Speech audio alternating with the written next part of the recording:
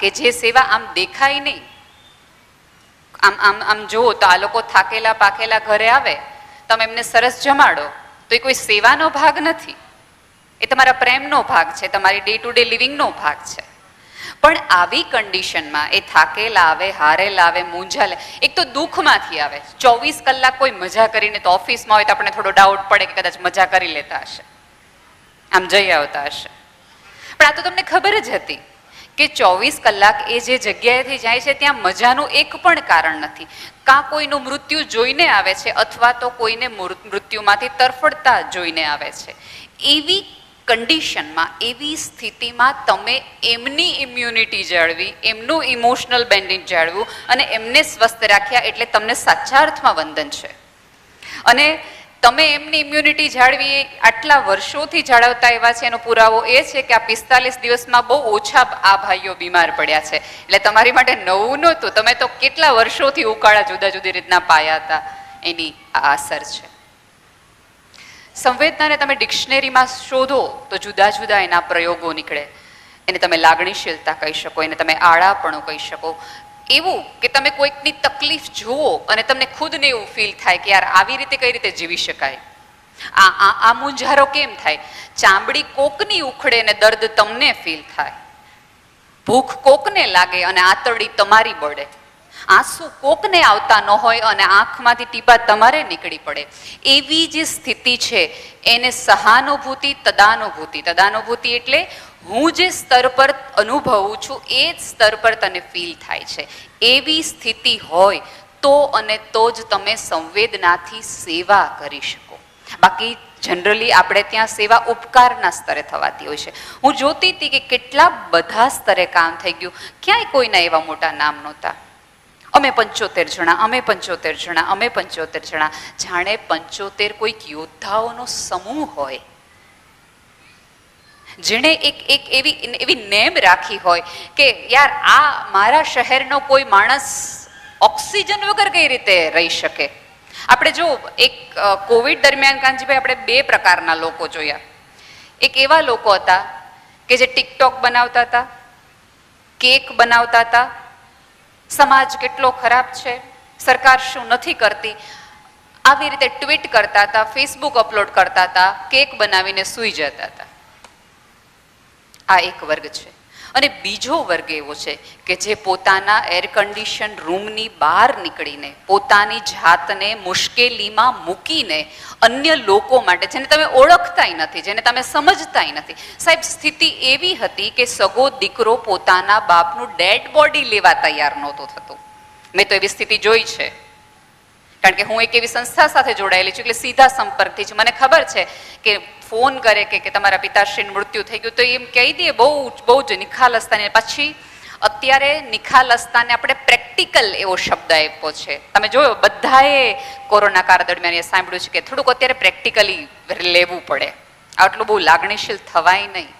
પણ એવા જ લોકોને જ્યારે ઓક્સિજનની જરૂર પડી, બાટલાની જરૂર પડી, પહેલી વખત આપણને એવું સમજાણું કે શ્વાસનું આ મહત્વ છે, ઓક્સિજનનું આ મહત્વ છે. આપણને ક્યારેય આપણી આટલા સદીઓથી આપણી વચ્ચે આ હવા પસાર થતી હતી, આવતી હતી, જતી હતી, આપણને ક્યારેય મહત્વની નથી લાગતી. મુંજારાઓ સદીઓથી આપણે જીવતા આવ્યા છીએ, પણ ગુંગળામણ પહેલી વખત સભ્યતાએ અનુભવી છે. અને સંવેદના છે ને એ કોઈ ઓનલાઈન મળતી વસ્તુ નથી, એ બાય ચોઇસ તમને નથી મળતી. કાં તમે સંવેદનશીલ છો અને કાં તમે સંવેદનશીલ નથી. એ કાંઈ એવું તો છે નહીં કે સંવેદના કોઈ સ્થળ નથી. કાંઈ વાંધો નહીં, બાળકો છે, એને સંવેદનાથી રમવા દો, તમારી માતૃત્વની સંવેદના રહેવા દો. મને હું વંદન કરું છું એ સ્ત્રીને કે જે ઘોડિયા સાથે પણ પોતાના પતિનું સન્માન માટે તાળી પાડવામાં આવે છે. એટલે આ સ્ત્રી માટેનું સાચી વાત છે, એને કાંઈ જ ચિંતા ન કરો. એટલે આ સંવેદના કોઈ એવું સ્થળ નથી કે આજે હું ફેસબુકમાં અપલોડ કરું કે આજે હું સંવેદનાએ પહોંચી ગઈ.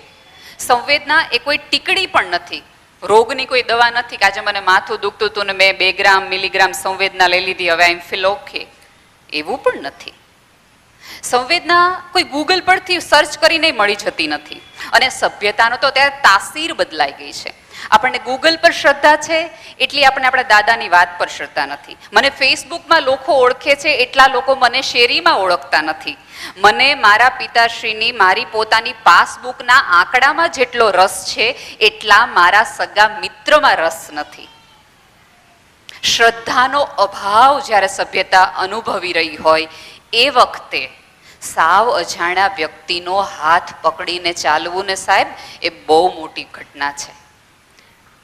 બની શકે આ પ્રોગ્રામ કોઈક લાઈવ જોતું હશે એટલે ઘણા બધા લોકો કે જે ઘરે બેસીને એમણે કાંઈ જ નથી કર્યું એવા લોકો એમ કહેતા હશે કે આ તો બધી મોટી મોટી વાતો છે, આ બધી વાહ વાહ કરવાની વાતો છે. અને અડધા લોકો એવું કહેતા હશે કે ભાઈ આ તો પૈસા હોય ને એટલે બધી દાન બાન થઈ શકે. ત્યારે મને એમ થાય ભલા માણસ તે કોઈ દી કોઈને મેળવણ નથી આપ્યું, તું હું દાન કરવાનો હતો. અને આ દિવસોમાં આપણે એ પણ જોયું કે અને સૌથી ખરાબ અહીંયા પહેલી લાઈનથી બેઠેલી છેલ્લી લાઈન સુધીની વ્યક્તિનો સૌથી ખરાબ સમય કોઈ એને પૂછવામાં આવે તો એ આંખ બંધ કરીને એમ કે માર્ચ એપ્રિલ.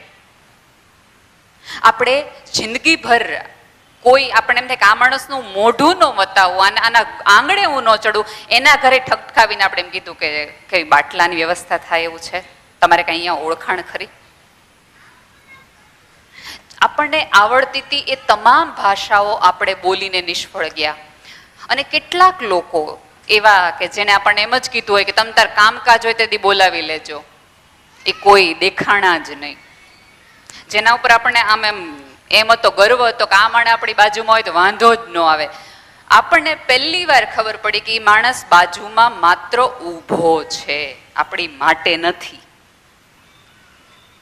અડધી રાતના હોંકારા ક્યાંક ગાયબ થઈ ગયા. એટલે જાણે ભણકારાના કોઈ પ્રદેશમાં આપણે રહેતા હોય એવા સમયે કોઈ અજાણી વ્યક્તિ માટે અડધી રાત્રે ઉજાગરા કરવાની તૈયારી તમે દાખવી અને તમે આપી, એ બંને પક્ષ પોતાની રીતે જ સંવેદનશીલ છે. એટલે મારે તમને સંવેદનશીલતાને વાસ્તે વાત કરવાની જ ન હોય. જે જીવ્યા હોય એને શું કહેવાનું કે ડૂબવું શું ચીજ છે, તરવું શું ચીજ છે.